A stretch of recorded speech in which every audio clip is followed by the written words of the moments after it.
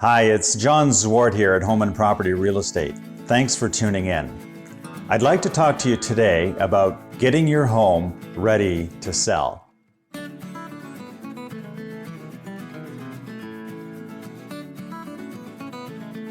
You know, if you've made that decision for whatever reason that it's time to sell your home, you're also keenly aware that there's work to do prior to going to market.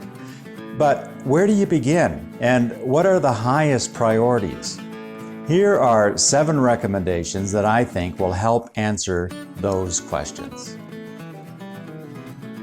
Number 1. While it may seem premature in some respects, the best way to start actually is to engage the services of a competent realtor. Why? Because selling homes is what realtors do every day.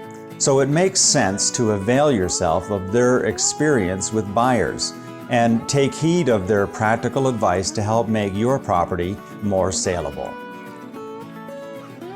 Number 2, one of the first things a good realtor will do is take a close look through your home and offer suggestions on ways to declutter. I myself prefer to begin with areas used for storage, the basement, the attic, the garage, closets, and sheds, and then move to the living areas, to the bedrooms, the kitchen, bathrooms, dining room, etc. Decluttering may or may not be a large task depending on how much stuff you have and your propensity to hang on to things. But even if you're a minimalist, it should probably be done. Everyone has something that doesn't get used very often, and these items ideally ought to be cleared out, or at the very least stored in a neat and orderly fashion so that your house shows well. Given that you're planning on moving anyway, why not make the effort now to dispose of unused items by selling them on Kijiji or bringing them to a landfill? And if that's not an option, then how about renting a storage garage? The cost you incur for storage will be more than offset by the increased value of a house that shows well. Closely aligned to decluttering is depersonalizing. While everyone can appreciate a display of family photos hanging on the hall wall or a personal arrangement of collectibles, these things can actually be unhelpful distractions to prospective buyers. You want buyers to stay focused on your house, not on your amazing collection or on the people in your photos. You want them to imagine themselves living there and to be enamored with that thought for as long as possible. Once you declutter and depersonalize, you may find that the blemishes in your house become more pronounced. There may be stains in the carpet that weren't as obvious before, or a drywall that now suddenly seems to be in need of a fresh coat of paint. There could be other cosmetic issues as well. There could also be structural issues, a floor that is sagging, walls with stress cracks, wood framing that is compromised by dry rot or by termite infestation, a crack or a leak in the foundation wall, and so on. All of these issues can affect value and should be discussed with your realtor.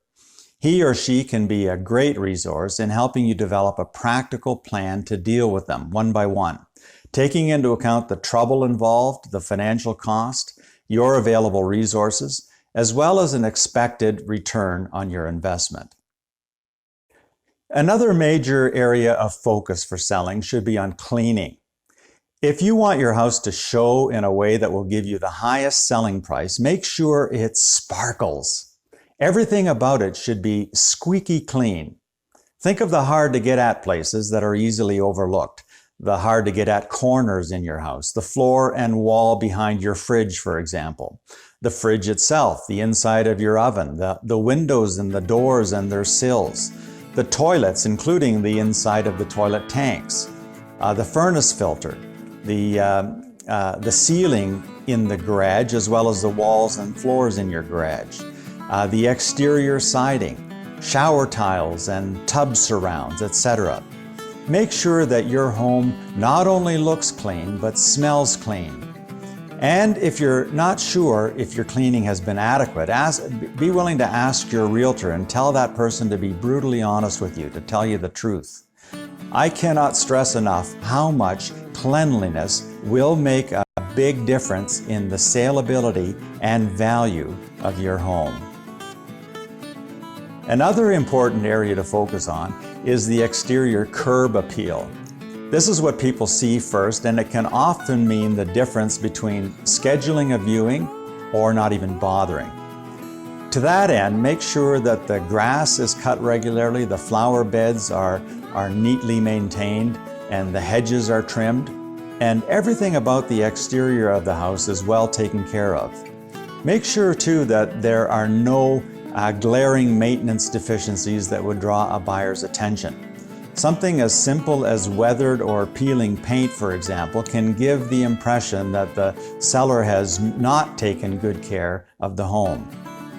Also, pay attention to the little things like burnt out light bulbs. And in the wintertime, keep snow cleared from your driveway and sidewalks, and use appropriate amounts of salt and sand to keep these surfaces free from ice and to keep them safe. Finally, as you prepare to sell your home, take time to reflect on the emotion that you may be experiencing. Whether you've lived there for a short time or a long time, whether it's been positive or negative or both, and whether the reason for moving fills you with eager anticipation or fearful dread. The reality is this home carries memories with it that represent a chapter in your life, a chapter that is weaved into the fabric of your story. So it's important to acknowledge that chapter with the significance it deserves. If nothing else, doing so will provide you with an anchor or starting point for your next chapter. There's a whole lot more that could be said about getting your house ready for sale. But given that no two sales are ever exactly alike and that much of the preparation will be specific to you and your situation, I'll bring this video back full circle to my first recommendation. It is the better part of wisdom to seek out the expertise of a professional realtor. To that end, one-on-one consultation is really important. And in this respect, it's instructive also to bear in mind that ancient proverb, which states emphatically, plans fail for lack of counsel, but with many advisors, they succeed.